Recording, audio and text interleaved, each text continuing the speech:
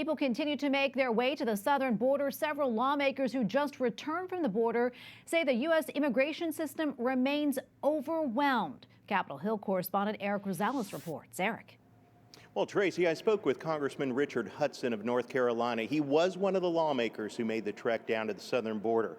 He tells me that he was just shocked at the way that these undocumented children are living in, the conditions. He also told me that the amount of drugs, everything from fentanyl to marijuana to cocaine, that are successfully making their way across the border, that it's a national crisis.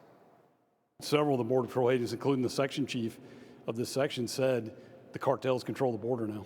Congressman Richard Hudson tells me Border Patrol agents are overwhelmed and overworked, and drug cartels know it. They'll send these groups of kids across the river. Border Patrol has to spend resources to scoop them up and take them back, and then 2 miles down the river they send the drugs.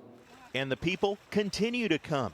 The latest numbers show 172,000 illegal migrants were apprehended in March alone, the most in a single month in more than 20 years. The government projects that by September, about 22,000 to 26,000 unaccompanied minors will arrive at the border each month.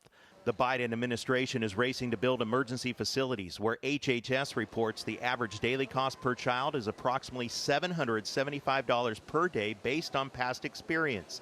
During the trip, senators showed the waste of billions of dollars of taxpayer money that is still being doled out. The day after inauguration, when Joe Biden took over as President of the United States, this wall stopped. House Speaker Nancy Pelosi says the U.S. is, quote, on a good path and has an obligation to these migrants. I commend my colleagues as well as the president for being solution-oriented there.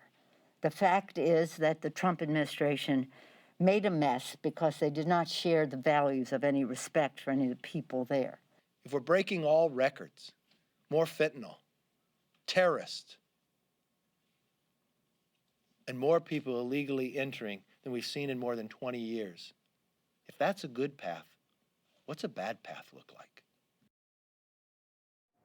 The House Speaker says she is encouraged that Vice President Kamala Harris does plan to pay a visit to the Northern Triangle. However, the White House does confirm that that does not include a visit to the southern border. Now, Congressman Congressman Hudson actually tells me that how can she address the problem if she doesn't experience the problem firsthand? At the Capitol, Erik Rosales, EWTN News Nightly.